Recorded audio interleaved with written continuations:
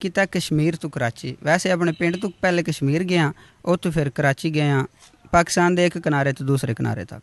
ਅਸੀਂ ਕਲਚਰ ਵਿਖਾਉਣਾ ਆਇਆ ਕਿਉਂਕਿ ਅਸੀਂ ਹੈ ਹੀ ਪੰਜਾਬੀ, ਜ਼ੁਬਾਨ ਸਾਡੀ ਪੰਜਾਬੀ ਹੈ। ਪੰਜਾਬੀ ਤਾਂ ਹੀ ਸਿਲੈਕਟ ਕੀਤੀ, ਚੂਜ਼ ਕੀਤੀ ਹੈ ਕਿ ਸਹੀ ਜਿਹੜੀ ਗੱਲ ਹੈ, ਦਿਲ ਦੀ ਗੱਲ, ਉਹ ਬੰਦਾ ਲੋਕਾਂ ਤੱਕ ਪਹੁੰਚਾ ਸਕੇ। ਟੀਮ ਹੀ ਨਾਲ ਹੈ ਜਿਹੜੇ ਤੁਹਾਨੂੰ ਹੈਲਪ ਕਰਦੀ ਹੈ।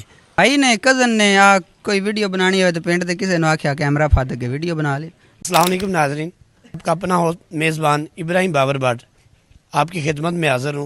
आज मैं हाफिज़ाबाद के एक छोटे से गांव के अंदर, कस्बे के अंदर मौजूद हूँ, जहाँ पे एक फिज़ान जिसने पंजाबी व्लॉग बनाए और अपने टिकटॉक पर छा गया।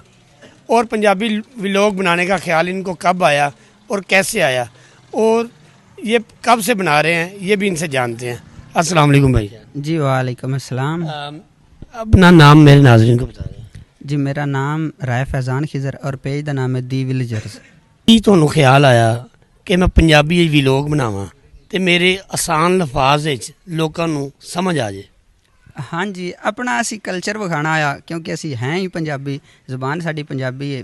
पंजाबी तां ही सिलैक्ट की, चूज़ की है कि सही जी गल है, दिल की गल, बंदा लोगों तक पहुँचा सके। कितनी देर हो गई तुहानू ये पंजाबी व्लॉग करदे?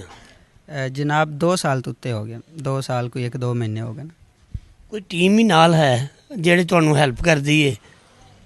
भाई ने कज़न ने आ कोई वीडियो बनानी हो तो पिंड के किसी ने आख्या कैमरा फद के वीडियो बना ली।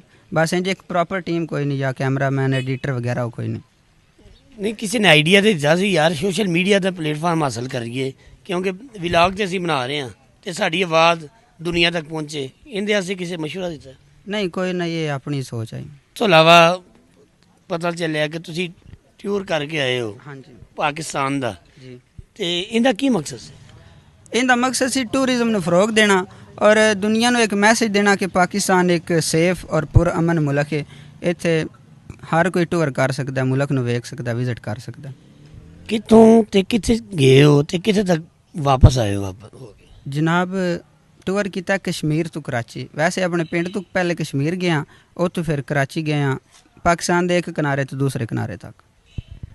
खर्चा कितना को हो गया?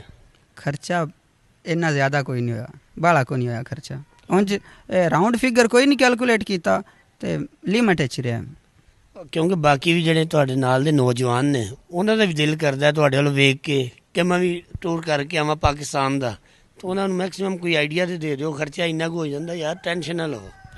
तेल का खर्चा, टुकर का खर्चा है, वो जिन्ना तुसीं खा लो, अच्छा खाओ तो ज़्यादा खर्चा है। मतलब नॉर्मल कोई ढाबे डुबे इस्तेमाल कर लो तो बेहतरीन रहा।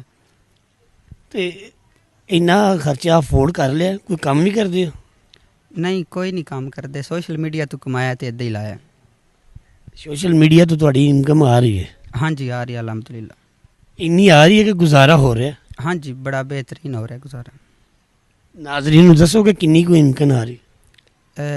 कोई नहीं, अज कैलकुलेटर कभी नहीं मारिया कि 1 महीने च इन्ने कमाने हैं।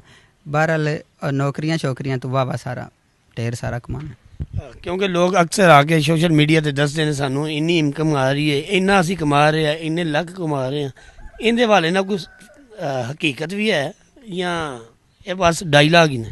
नहीं नहीं, हकीकत है। लखां तो भी उत्ते जाती है, आवाम करोड़ां जाती है। लेकिन वो होंदा कि एक अगर कैलकुलेट किया जाए ना कि असीं इन्ने कमाए ने, इद्दे लाए ने, हाले असीं वो कोई नहीं करते। जेड़ा आया खा भी छड्या, ये सिस्टम है, गिनती कोई नहीं। ते घर वाले कदी नहीं किया तू वेले ही लगा फिरना, कोई व्लॉग बनांदा रहना, कोई कम्मकार भी कर, कोई तेरा ब्याह भी करना?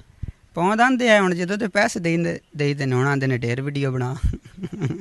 अच्छा, यानी कि घर वाले आंदे ने कम ते कर रहे हैं, थानू पता पैसे आ रहे हैं, तो यही तेरा काम है? हुण यही काम है जी, यही काम। हाँ जी यही काम है। बाकी जेडे आने वाले नए नौजवान ने उन्होंने की पैगाम है तुहाडा?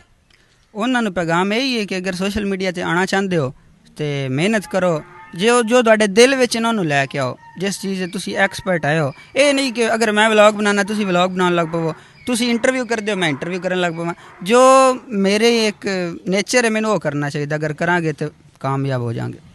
जी आपने फिज़ान की बात सुनी, आपने इनका नौजवानों के लिए मैसेज है जो इनके दिल के अंदर है वो करें, जो इनका एम है, जो इन्होंने सोचा हुआ है कि मैं अगर व्लॉग बनाता हूँ तो ये व्लॉग की तरफ ना जाएं। जो इनका प्रोफेशनल अंदाज़ है जिसके अंदर ये अपनी सलाहियत रखते हैं, अपनी राय कमेंट बॉक्स में दीजिए। आप होस्ट इब्राहिम बाबर बाट को दीजिए इजाज़त। अल्लाह निगहबान।